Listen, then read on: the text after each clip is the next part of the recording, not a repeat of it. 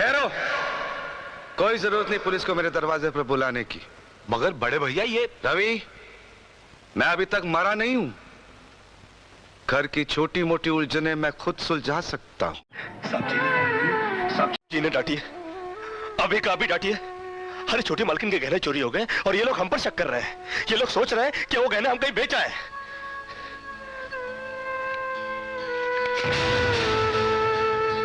बाकी के रुपए कहाँ हैं कृष्णा? क्या क्या पूछा आपने साहब जी? मैं पूछ रहा हूं कि बाकी के रुपए कहाँ हैं?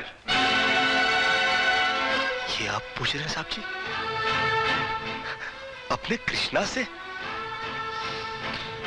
देखो कृष्णा, गलती हर इंसान से होती है।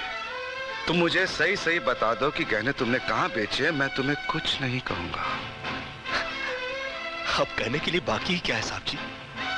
एक छोटा सा सवाल पूछ के आपने बहुत कुछ कह दिया है साहब जी। कृष्णा, बात को आगे मत बढ़ाओ। बात आगे बढ़ चुकी है साहब जी, बात आगे बढ़ चुकी है। अब तो आप पुलिस को ही बुलाइए।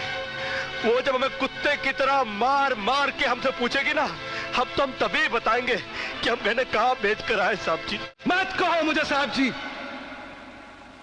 इसी साहब जी की इज्जत आज तुमने मिट्टी में मिला दी। क्या कुछ नहीं किया था मैंने तुम्हारे लिए, उसका मुझे तुमने ये बतला दिया। जिस दिन मेरी फैक्ट्री जलकर राख हो गई थी और मैं बर्बाद हो गया था, मुझे उतना दुख नहीं हुआ था कृष्णा जितना आज हुआ जब तुमने इस घर में चोरी की है। साहब जी, बचपन में जब हमारे माँ बाप मर गए थे ना और हम अनाथ हो गए थे ना, तब भी हमें इतना दुख नहीं हुआ था जितना दुख हमें आज हुआ है जब आपने हमें चोर कहा साहब जी। आपने हमें चोर कैसे कहा साहब जी? और ज्यादा सफाई देने की जरूरत नहीं है। दूर हो जा, मेरी नजरों से दूर हो जा। निकल जा इस घर से। अरे इस घर से ही क्या, इस गांव को ही छोड़कर चले जाएंगे। अरे मुंह जन्नत का क्या है, काट लेंगे अपनी जिंदगी कहीं भी। इतने साल इस घर में बेफिक्री से ये समझकर काट लिए कि साहब जी का हाथ है हमारे सर पर। हमको क्या है परवाह किसी बात की, मगर नहीं, अब हम जान गए कि इस दुनिया में अनाथ का कोई नहीं होता।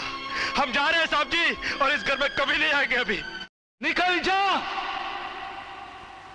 दोबारा इस घर की दहलीज में कदम भी रखा तो मेरा मरा हुआ मुंह देखेगा तू। अरे नहीं नहीं नहीं, मुझ नौकर के लिए अपने दिल को दुख देने की कोई जरूरत नहीं। मैं कदम भी नहीं रखूंगा यहाँ पर, कभी नहीं आऊंगा अभी। भगवान के लिए